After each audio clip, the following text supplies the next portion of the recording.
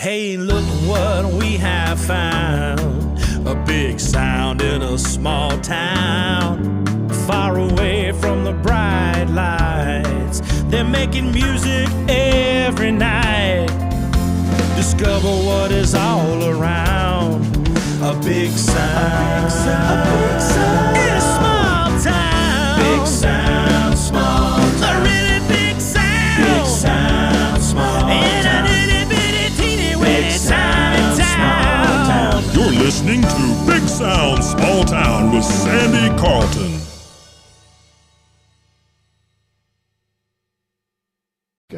Okay, my name is J.T. Scruggs. I'm a retired guy from PPG Industries. I worked there for a number of years, like 44. And I am involved with the festival. Earl was my uncle, and we got started with this a number of years ago. And unfortunately, it was delayed 3 years because of COVID. Yeah, COVID did mess things up. Yes, yeah. It did. But, we're really happy it's come together. We think we've had some great artists. I think last year was super, but looking at everything, I think this year is going to be better. Last year was super. It was good. In fact, I thought for a first time festival, it was actually great. Yeah, we did too. You know, and I thought that minimal problems or minimal stuff, and what I've seen you've done different this year is upgrade. I mean, everything's an upgrade, really.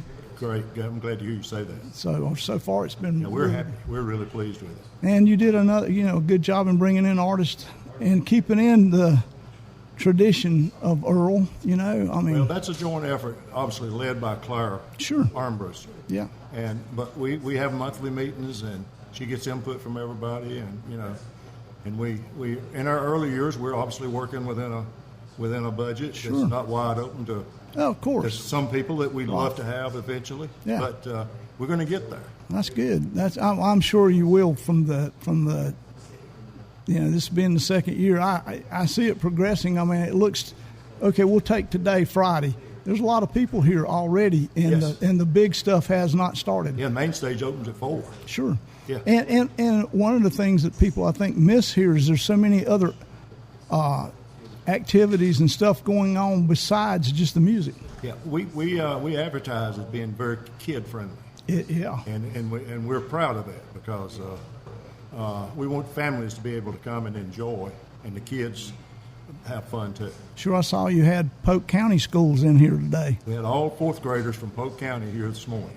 That's pretty good because the Scruggs Center does a good job with the kids. Yeah, we get all Cleveland County 4th graders every year. Yeah. Mandatory by the school system, and we get them twice a year. We get them in the fall, coming up in October, for a visit to the Earl Scruggs Center, to where we put a program on for them upstairs. We split the group, right, and do a program upstairs, and then they do a scavenger hunt downstairs, and then we flip that. Oh yeah. And then another group comes in. Yeah, that's really really cool. But then in the spring, the ambassadors come, and that's a group that used to work actually for the government. They travel worldwide. Hen House Prowlers. Hen House Prowlers. Yes, Yep. Thank you. And so Mary Beth found them about 3 years ago, and she sent them some information about the county and the roots music and something. And they put together one of the best programs you'll ever see. I agree. I attended those. Have you? I actually came and helped some too last year. I mean, Okay. this past year when they were there. Okay. Then I've gone up to the Hunt House and Oh, you had played to? music Oh, up yeah, there. great. With those Yeah, guys. they're good picking up there. Yeah, they do, and Yeah, that we enjoy was that. really really good. Yeah, we have fun with it. Yeah, it was good, and the people. Well, while they were after they performed, I stood there and held instruments so kids could come and play. Yeah, right. I was there for one of the sessions where I saw you doing that. Yeah. That's great. Yeah, I mean, that's just been super. And we done the first year experimental. Right. We didn't know how it'd turn out, and the week didn't end before the schools were calling saying, "Is there any way we can continue this?" Oh, that's great. And so we've been able to find a great sponsor, and so we hope we're going to be able to continue it from now on. I mean, you guys have put in a lot of work. We could go to the raffles. That was really good. You have raffles this year. Oh yeah, and the one instrument, the mandolin, Yes. Gibson built for us. It built special, and they told us there will not be another one built like it. It's gorgeous. And it's valued at $10,000.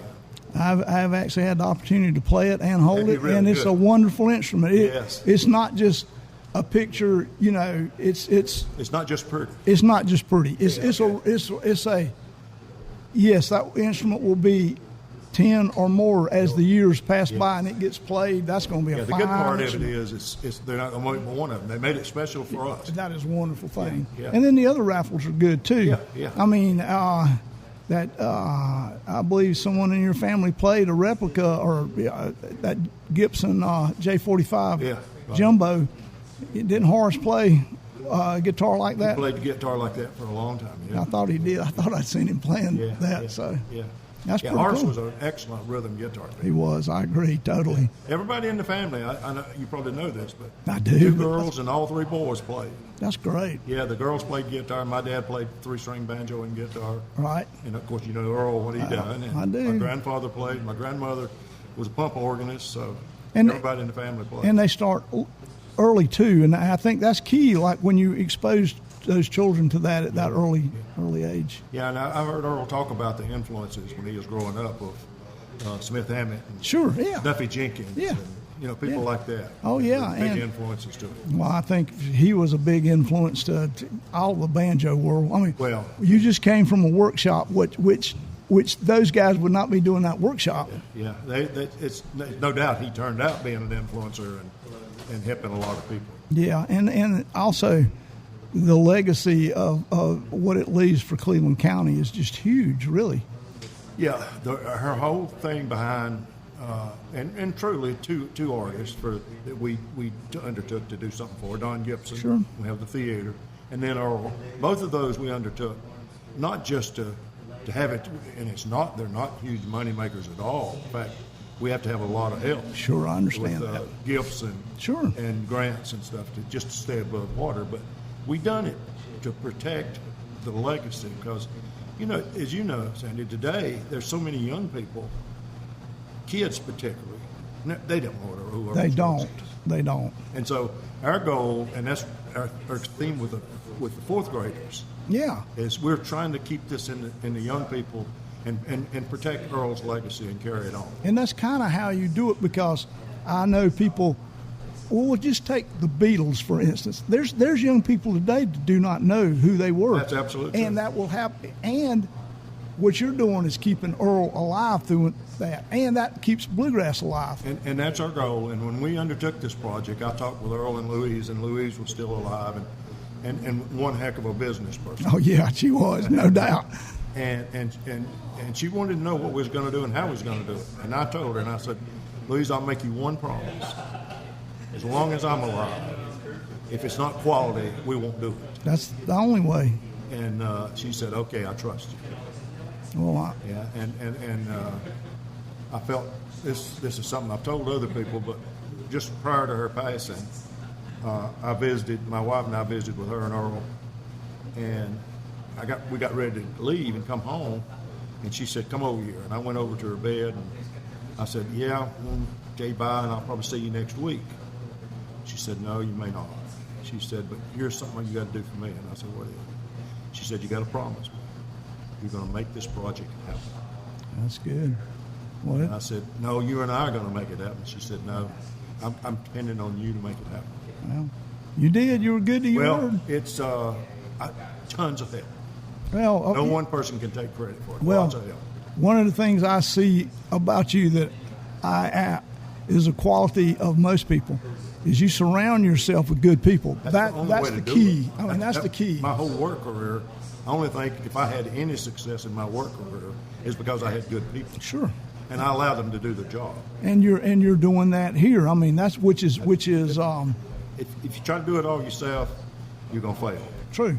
I mean, like with the podcast, I have a staff of 4. Yeah. And they're all more talented than I am. Yeah. You know. But you let them do their thing. I do. Yeah, Totally. it's great. And that's how you do it. Right. Well, it's you've been there from the ground floor up. Yes, yeah. Actually, the very first thing we done, and it was not my idea, by the way. It was a guy in Shelby. He's passed now, but he had a guy by the name of Jim Allen. Yeah. He called me one day and said, we got Earl Scruggs and Don Gibson. We ought to do something. And I said, well, if I can help you, I will. And he and I and the mayor of Shelby made 2 trips to Nashville to talk to Louise and Earl. Who was the mayor then? I can't help you. I know who it is too. He's in Senate now. Ted Alexander. Ted Alexander. Took me a second. I'm sorry, it takes me a little bit. Me too. But yeah, Ted Alexander. We flew one time and we drove one time. Oh yeah. Yeah, and we had some great meetings. We set up the first time we left Earl and Louise's house at 3 a.m. Wow. Yeah, they just told us all kind of stories. I'm sure. And then my wife had the opportunity, we was doing this project, to go back out there to talk to him a lot about things. Yeah. And gosh, we just sat up all night. I mean, the times I've sit and talked to him, he's a wealth of information. Yeah, and Earl would go to bed late and get up early back then. Louise would go to bed late and tell you not to bother until noon. Yeah. Typical musician schedule for her. Yeah. She told me one time, she said, now, JT, don't you ever call me before 12 noon. I said, okay.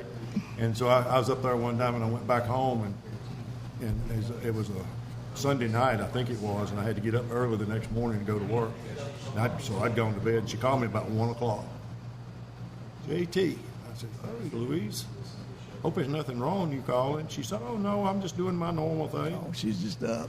And then we talked for about 30 minutes, and she was asking me questions and got through. And she said, oh, JT, I'm sorry. I didn't get you up, did you? Did I? I said, oh, no, I normally stay up till 3 and get up at 5. Yeah, she was a great lady. I loved her to death. Shrewd businesswoman. Yes, sir. I mean, and that's good. And very protective.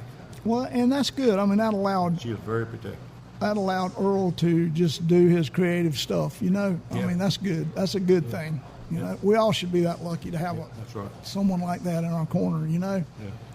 I was raising funds for the original place. Was that hard? Well, we started our private campaign. You always try to raise some before you announce it. Right. And that went good. And so we had probably close to $2 million of. We was trying to raise 10. Right. And we had close to $2 million of it raised, and we announced our campaign down at that's pretty good. Down at the Old State Theater, which later became Don Gibson. Yeah. And then the bottom fell out of everything in 2007. Yeah, I remember that. Right after that. Yeah. So it turns out we had some very, very good donors in this way. They told us to expect that probably 10 to 15% of the donors would never pay their money. Well, yeah. We had one person for a great reason. I mean, unhelped. We only had one person that didn't pay their whole. Really? One person. That is amazing. I mean, that is. I mean, it turned out to be good. So we raised our $10 million.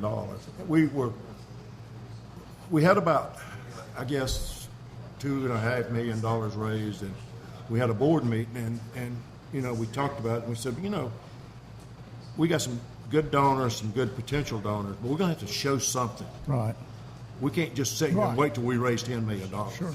Or they're not going to trust us. Right. So we voted and went and borrowed some money to finish the theater. Sure. And we got it open several years before the Scruggs Center.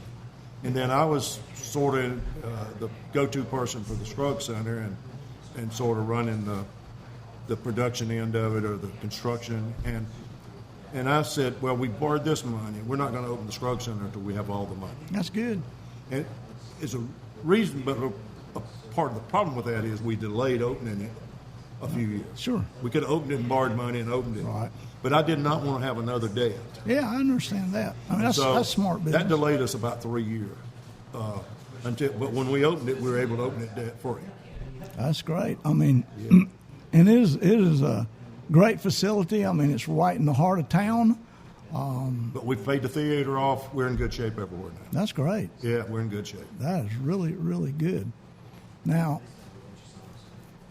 was this a tougher challenge to put together a festival? Festival's an interesting thing. When we first started, we had people coming to us saying, you need to do an Earl Scruggs Festival. Okay? And we said, well, first of all, we don't know anything about running a festival. Sure. And second of all, we're trying to raise $10 million. We just can't take that project on right now. Yeah. We just can't do it. Sure. And some people didn't like it because we wouldn't go ahead and do it, but we said we're not going to do it. And so I guess it goes back now. roughly 5 years ago because we delayed our opening because of COVID. Yeah. But a guy by the name of Dave Kester Yeah. from the college came. Right. And he called me and he said, "Do you think you and Mary Beth could meet with me?" And I said, "Yeah. What you want to talk about?" And he said, "Well, I'll tell you when we get together." And he said, "I think we ought to do a festival. It ought to be a partnership between us." And then we said, "Well, I'm not sure we can afford to do this and do the losses." And anyway, we finally worked it out. And then we approached the Question Center and they said, "Man, we'd love to do it." Oh, really? Yeah. I wondered, originally, did you have a site? I know Shelby does not have anything that could do this. We couldn't do it there. And, you couldn't. And to be honest with you, I had a few people upset with me because we didn't do it in Cleveland.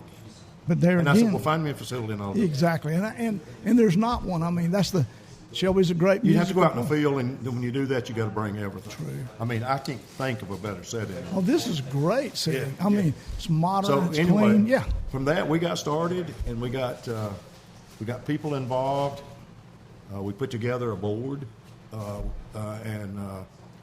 and we have representatives from the Question Center, from the radio station, Right. and in the Scruggs Center, and then we have one at-large member Yeah. on the board, and from there we just got started, and we hired Clara, and she's just done a great job. She's great. She's done the podcast. She's She's really good at what she does. She's really done a great job for us. Yeah, she has, and she's there again. It's good people bringing good people aboard. You seem to have a knack for that. Well, sometimes I just say if you're successful, you better have good people around. Yeah, I'm just again, I saying, you agree. just got to have good people. And I've been very lucky in my life to have good people around. Yeah. Mary Beth Martin, I can't tell you how good she is. she's been instrumental in Jeff Fizzle's helping done me.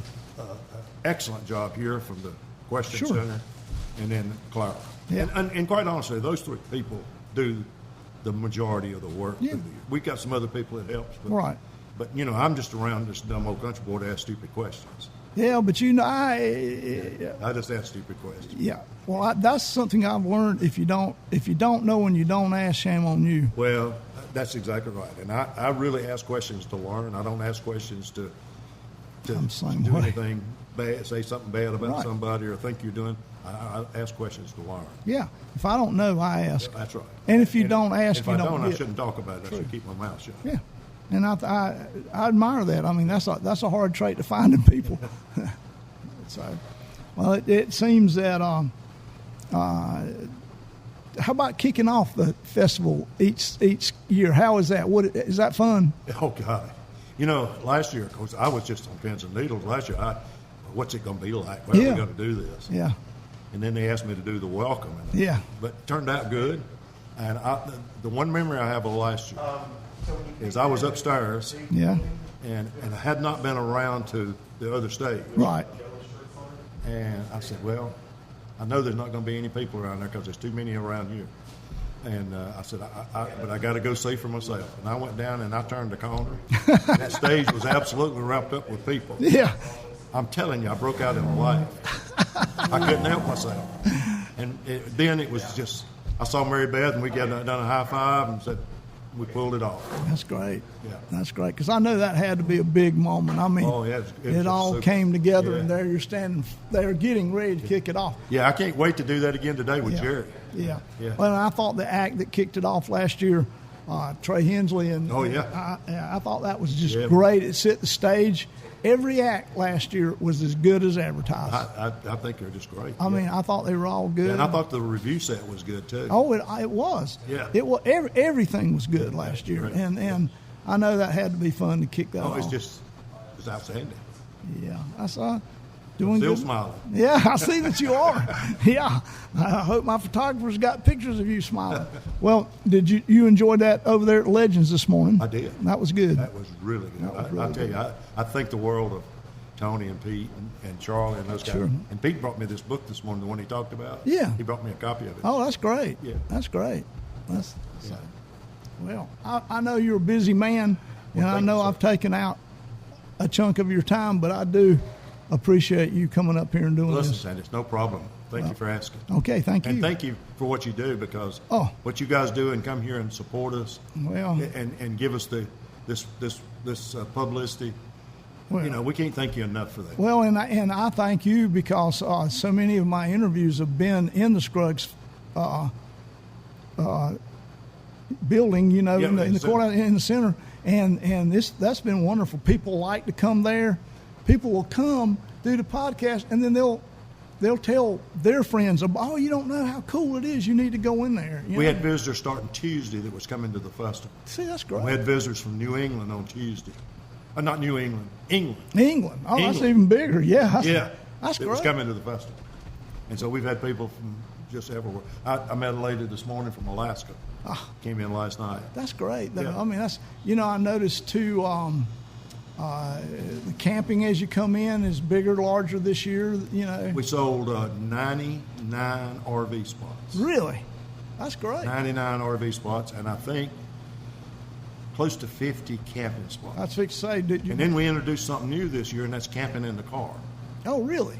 Yeah, and I was surprised we got several. You had people come do that? Absolutely. That's great. Camping in the car. Well, I mean, I guess they just get in the back seat and sleep. I don't know. Well, I mean, I've done that with playing music jobs before, so I mean, it's not that, I've done it too. It's not that bad. Now, I saw you added cabanas too.